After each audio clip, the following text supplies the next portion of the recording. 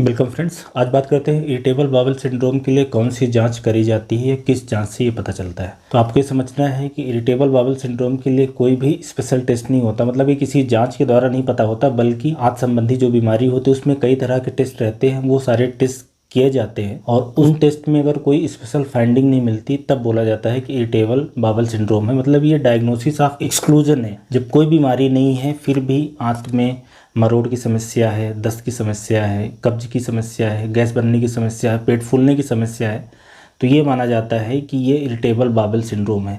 तो कहने का मतलब है कि किसी टाइप का कोई भी टेस्ट नहीं है जो ये बताए कि ये इरिटेबल बाउल सिंड्रोम है। ना तो कोई खून में टेस्ट, ना तो कोई स्टूल में टेस्ट, ना कोई बायोप्सी, ना कोई इंडोस्कोपी, ना कोलोनोस्कोपी, ना सिग्मोइडोस्कोपी।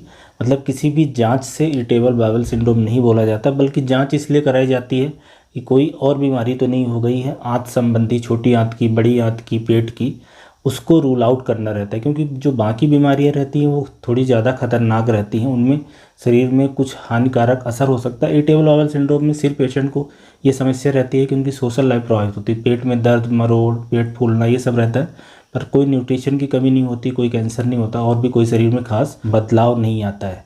तो कैसे जांच करनी है, ये जो आप लोगों का कहना है कि इसके लिए क्या टेस्ट होता है, तो ये क्लिनिकल डायग्नोसिस है। मतलब जब भी किसी व्यक्ति को आंत संबंधी, पेट संबंधी समस्या है, पेट में दर्द, मरोड़, पेट फूलना, गैस ज़्यादा बनना, दस्त और कब्ज होती, उस केसेस में काफ़ी सारे टेस्ट करे जाते हैं। और उन टेस्ट में जब कोई भी बीमारी नहीं आती, जैसे कि क्रोन्स डिजीज है, अल्सरेटिव कोलाइटिस है, सीलियक डिजीज है, लैक्टोज इंटॉलरेंस है, डायवर्टिकुलाइटिस है, आंत के अंदर कैंसर हो सकता है, बिनाइन ट्यूमर हो सकते हैं, एडिनोमा हो सकता है, पैंक्रियाज की बीमारी के कारण हो सकता है, दिक्कत है, किसी को लिवर में समस्या के कारण परेशानी हो सकती है, आंत के अंदर के जो बैक्टीरिया है, बैक्टीरियल ओवरग्रोथ बोलते हैं, जब इस तरह की दिक्कतें नहीं आती जांच कराने के बाद, तो उसको बोला जाता है कि ये इरिटेबल बाउल सिंड्रोम हो गया है।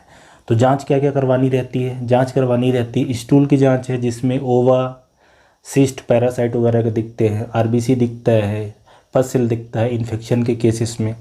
तो स्टूल की जांच है, उससे कैंसर है कि नहीं पता चल जाता है, इन्फेक्शन है कि नहीं पता चल जाता है, और पैरासाइट, जियार्डिया, अमेबियासिस, इन सब के पैरासाइट दिख जाते हैं। इसके अलावा आप एंडोस्कोपी करवा सकते हैं, या एंडोस्कोपी होती है जो छोटी आंत के बारे में पता चलता है। बेसिकली अपर जीआई एंडोस्कोपी होती है जो कि स्टमक के बारे में और शुरुआती जो आंत होती है उसको देखती है। कोलोनोस्कोपी होती है, सिग्मोइडोस्कोपी होती है, आंत के अंदर देखा जा सकता है। इसके अलावा बायोप्सी ली जा सकती है अगर कहीं पे गठान मिलती है, किसी भी टाइप की गठान, अगर एंडोस्कोपी करने के बाद, कैमरे से देखने के बाद कुछ कहीं गठान एबनॉर्मल एरिया मिलता है तो वहाँ से बायोप्सी ली जा सकती है।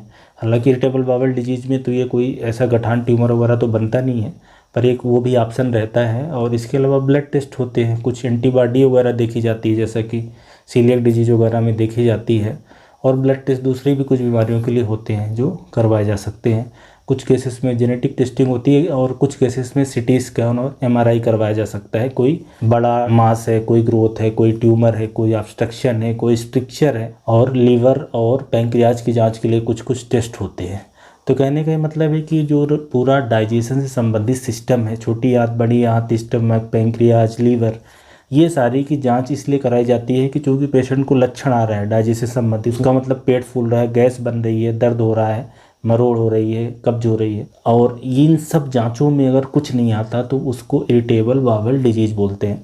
इसकी जो क्राइटेरिया है, मतलब हम लोग कब बोलते हैं किसी को इरिटेबल बाउल डिजीज है, तो इसको क्लिनिकली ऐसा बोला जाता है कि अगर किसी को 3 महीने से ज़्यादा समय से लक्षण आ रहे हैं और उनको कम से कम 1 हफ्ते में एक बार ये समस्या आती है, मतलब पेट दर्द के साथ में या तो दस्त हो जाना या तो कब्ज हो जाना। कुछ पेशेंट में दस्त होती है, किसी में कब्ज होती है, किसी में दोनों चीज़ें होती हैं, तब इसको इरिटेबल बाउल डिजीज बोला जाता है। तो इसको कैसे डायग्नोज करना है अब आप समझ गए होंगे कि इसके लिए कोई स्पेशल टेस्ट नहीं है, बल्कि यह डायग्नोसिस ऑफ एक्सक्लूजन है। मतलब अगर कोई बीमारी नहीं है और लक्षण है तो इसका मतलब इरिटेबल बाउल डिजीज हो गया है।